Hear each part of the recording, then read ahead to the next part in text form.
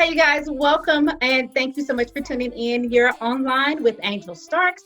I am checking in with some of my friends, some of my people that I'm very inspired by, such as Don. But welcome, Don. I have seen you on social media, watched you, had my eye on you, and thought it was finally time to reach out. So, how are you doing today? I'm well. How are you? I'm doing actually fantastic, to Great. tell the truth. So I'm checking in with people to see how everybody's doing during this time, this pandemic, the virus, especially people, entertainers, entrepreneurs. It could be really a different turn because you don't get any paid time off. You can't apply for unemployment, certain things like that. And Right. so I was wondering, hey, are people still buying luxury items or custom made items, things that are not considered to be necessity? And then Right. that's when I reached out to you. Tell us what exactly it is that you do. So, what I do, I offer a custom luxury service. So, for example, most clients will send me their pre-owned or their vintage Louis Vuitton or Gucci, Coach, Prada bags, and I'll use my skill set, which is a traditional trained leather artisan, to create things for them. Now, I used to create a bunch of random things, whatever they requested. However, that started to get a little out of control. So I'm sure. I had to narrow things down to a specific wallet template, watch strap template. And so clients who send me their items or who purchase from the website, they will customize what they want via the templates that I've created. That's about 40% of the business, and the other 60% comes from working with high-profile clients such as lawyers, doctors, and judges. They typically have me make alligator, ostrich, python, those type of wallets, dog collars, watch straps. Those are the more higher end items. So I don't typically promote those items via Instagram because I don't want to price anyone out. But occasionally, that's where the bulk of my income comes from. And I like the fact that you do have two different price points there. Yes. So somebody like me, I could possibly still send in one of my bags and Hmm. get that made into a custom made wallet. I love everything custom made. So you are Yes. like such a dream to me. Yeah. Thank you. I Thank love you. it. And so what about business now? Are people still spending on items that are not a necessity right now? Or what people would consider not to be a necessity? I think it is. So funny enough, people have been spending money with me so much I literally can't keep up. I've had to turn some clients away at the moment because so this is a one man operation, and I like it that way and I want to keep it that way. And I give each client the time and respect that they deserve because they're spending their money that they had to work for. Well, it doesn't even matter how they got their money. The point is it's their money. And so once we begin that engagement, I give you the utmost respect and attention. So trying to give that amount of attention to so many people becomes a difficult process. And like with most things, you have people who want what they want right then and there. So those clients I have to typically like wean off because as with any luxury custom service, whether you're buying a custom item from your local shoe cobbler or your local, if you can afford it, Louis Vuitton or Hermes, it's gonna take time. It's not an overnight process. So now that people aren't working, in my opinion, they have more time to go through what I can make for them, go through the website, do a little bit of research, and reach out to me. I've seen, so from March 16th, when I believe the complete US decided to shut down, Mhm. to today, I've had an influx of over 200 orders. Whoa.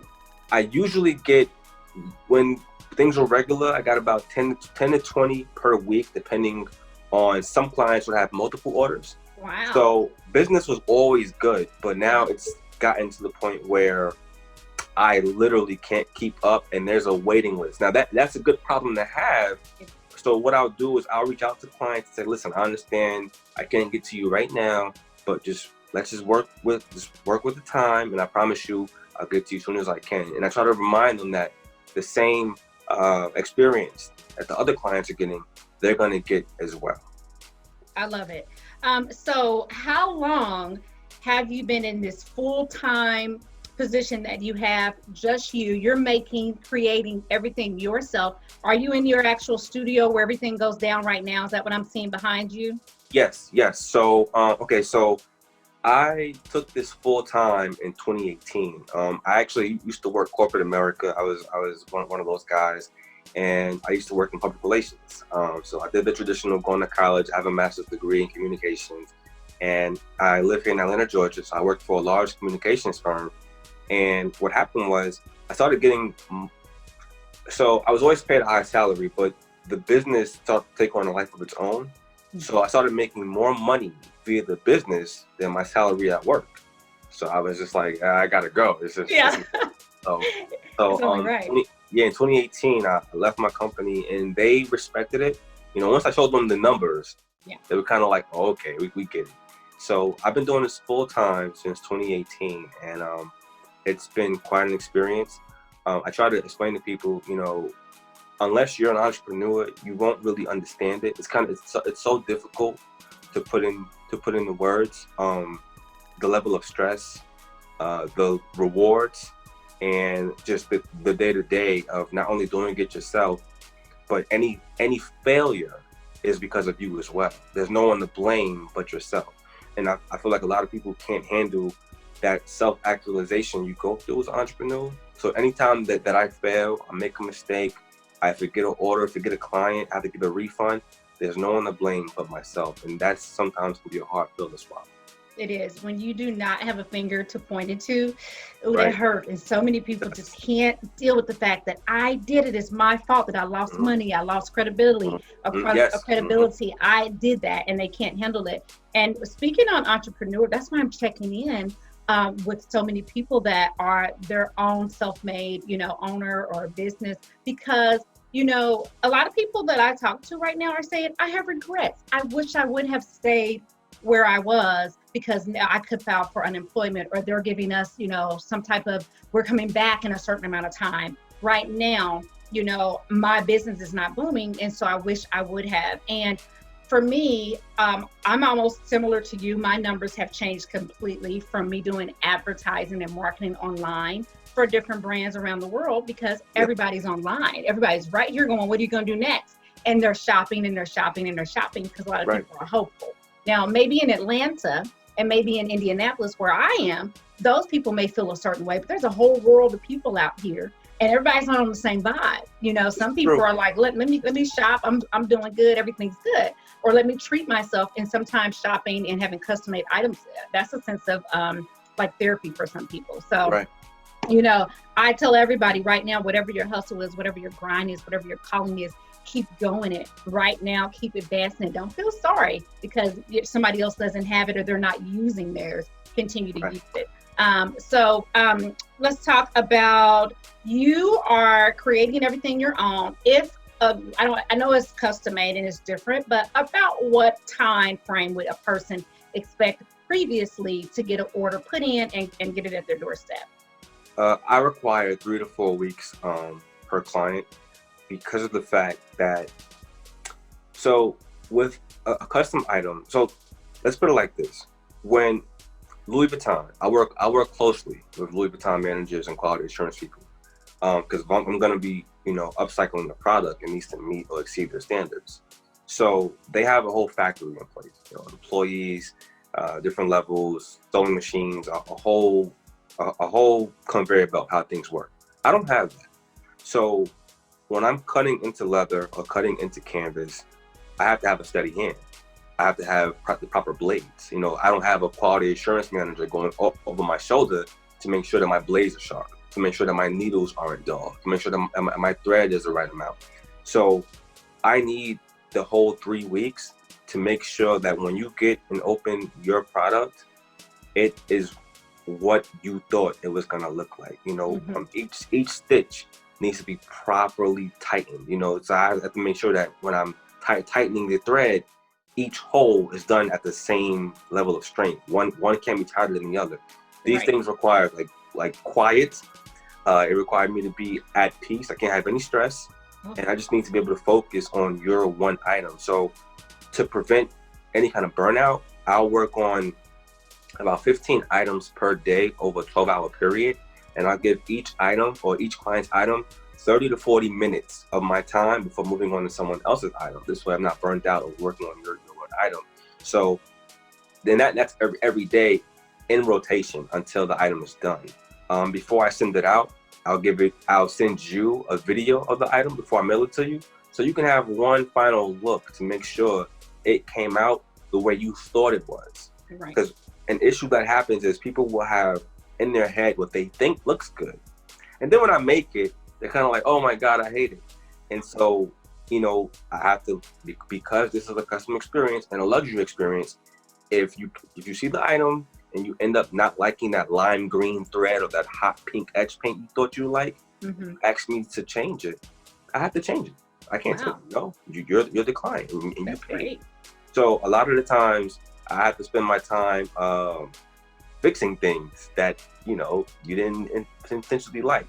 So it's not that each item takes that long. I just need that amount of time to give everyone the same amount of time per item. I try my best to get it done as quickly as possible, but because my credibility is on the line, like it's to the point where if I make a mistake, you have some people who kind of thrive off that. So I'm so fearful of making a mistake that I need to be extremely anal about every single detail before giving it to you. So again, about 3 to 4 weeks.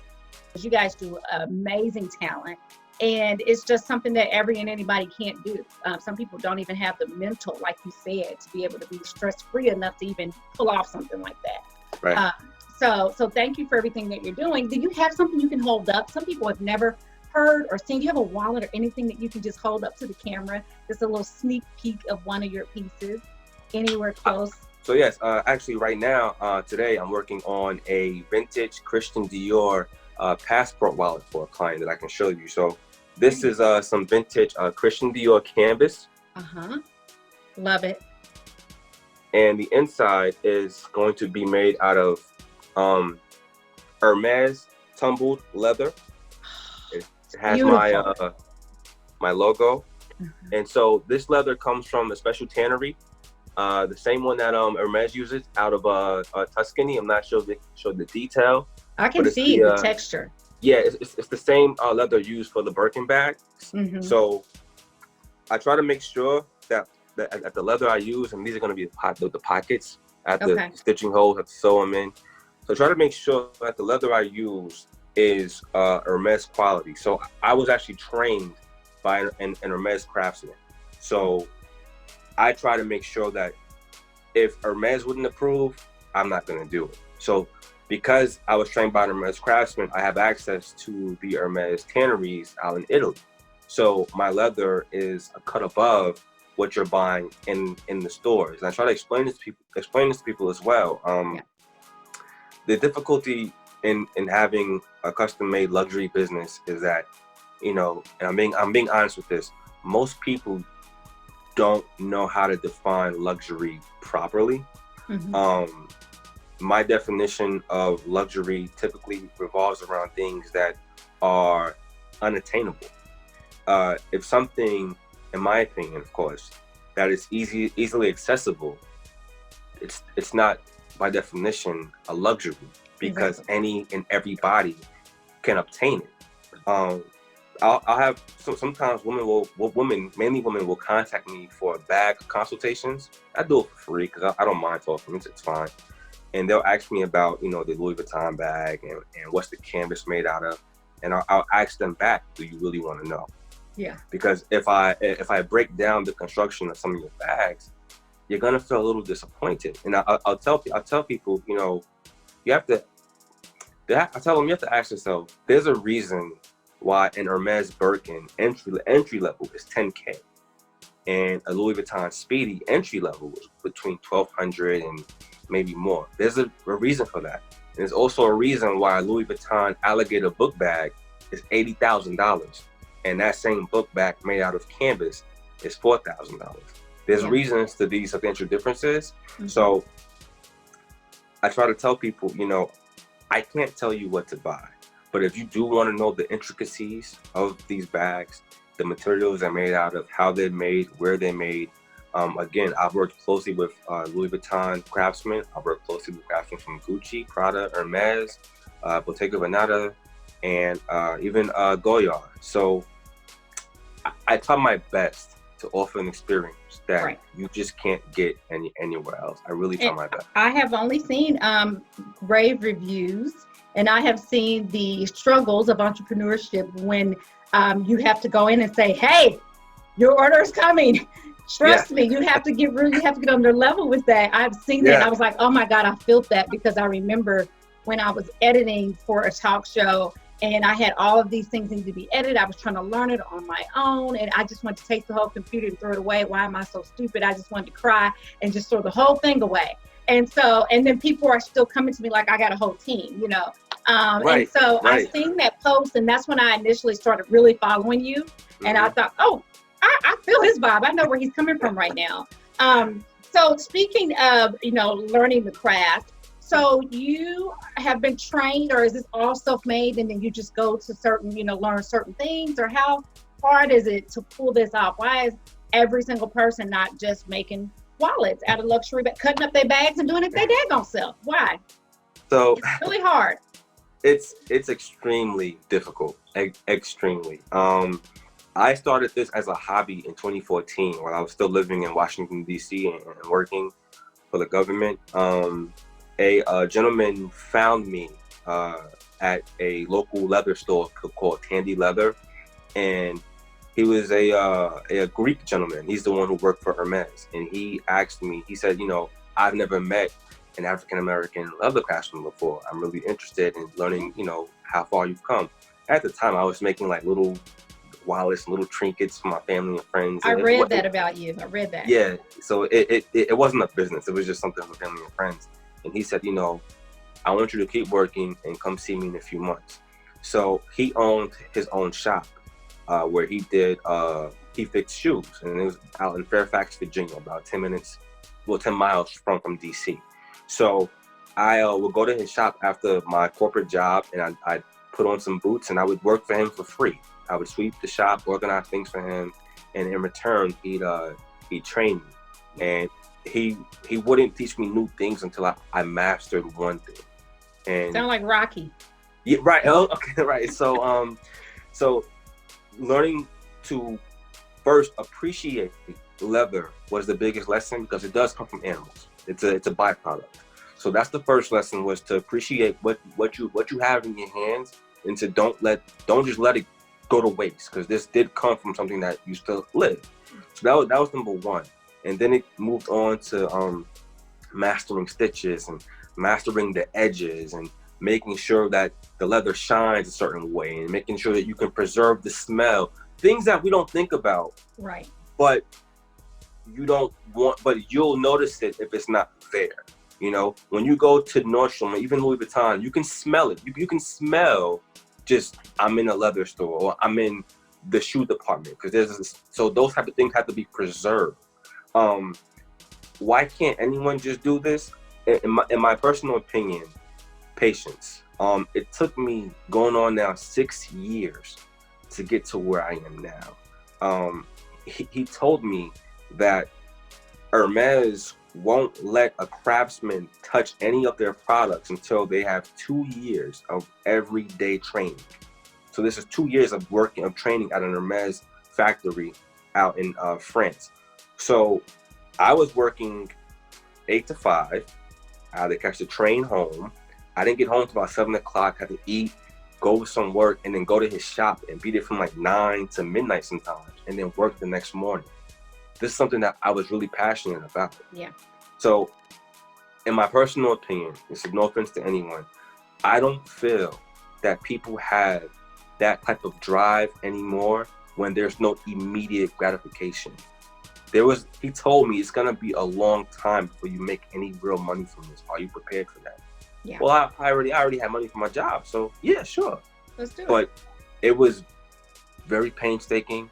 I failed a lot. I mean, a lot. I just think, even to this day, there's certain things that I don't know how to do, that I'm still learning how to do. So I feel as though if people, and just people in general, I don't say generations, but it's just Right. people had the ability to bunker down and really focus on something, then they could not only achieve what I do, but virtually anything. But I mean, I will say for you that this world and this generation is very impatient, and yes, everybody want. I mean, there's a ton. There's a mass amount of people that want something right now. Why do you think everything is so fast? That's why they right, want to give you the fastest internet. They want to give you the fastest way to get your right, food. And so, it's just not something you made up. That's what it is right now. Let's call it right, like we see it. So the average person is not going to want to invest into something that you don't know when you're going to get a return on, or if you're going to get a right. return on it. And that's why you Exactly. see entrepreneurs jumping from this to that, to this to that. Mhm. They go, well, that's working for her. Let me do that. Well, that's working for Yeah, her. Let me do I that. see that a lot. I Yeah, even did that, and then I realized, hey, you can't keep jumping and hopping all over the place. Get settled and think about what your calling is and why are you here? right, What comes natural to you, and what do you really, I can spend 24 hours working on what I do, but put me behind somebody's desk working for somebody else. I'd be like, what? I can't be working up here for 3 hours doing this is right, too much. I'm working like a slut, And so right. you have to pay attention to how you feel when you're doing what you're doing. And so I was just wondering, because I don't know anybody else that does what you do. And let's talk about your name. So Smith & Lee Handmade is the name of the company. Where did that come from? I actually thought your name was Smith Lee. So No, so it comes from my my parents. So, I was born and raised in New York, full-blooded New Yorker, and my parents, as any young African American growing up within the tri-state of New York, I gave them a hard time. So, when I started this business, I did a couple of things. Once I made it an official LLC in 2017, I put my father, whose middle name is Lee, and my mother, whose maiden name is Smith. I put them both down as co-owners. So this way, if I ever sold the business or, just anything like that, they would always get a share. Or God forbid I passed away early, they would get everything. Everything would go to them. So okay. even with them being the name of the company, I pay them residuals every month. I send them a check. It's their name. Absolutely. Well, that makes sense. I wanted to ask you that, and we only have about 2 more minutes. So Okay. tell us where you're at on social media. It's been a pleasure to talk to you, and I'm just so elated that you gave me this time because I know you're so busy. Where are you at on social media or your website? So on Instagram, I'm at Smith Lee Handmade, and the website is www.smithandleehandmade.com. All right. I really appreciate you so much for your time. Of course, And thank you. I'll be watching. I'm going to put my first order in. I'm Okay. gonna wait a little bit because you're real busy. I'm not, but I want to put my first order in now that we have talked. The connection is real, and I really want to experience, what you have to offer. So, you guys, you've been tuned in, and thank you for watching Online with Angel Starks. I forgot who I am. Online with Angel Starks. You can follow me on Instagram at Angel_Stark78. And until next time, don't forget, being successful is a lifestyle. We'll see you next time. Bye. Thank you. Bye.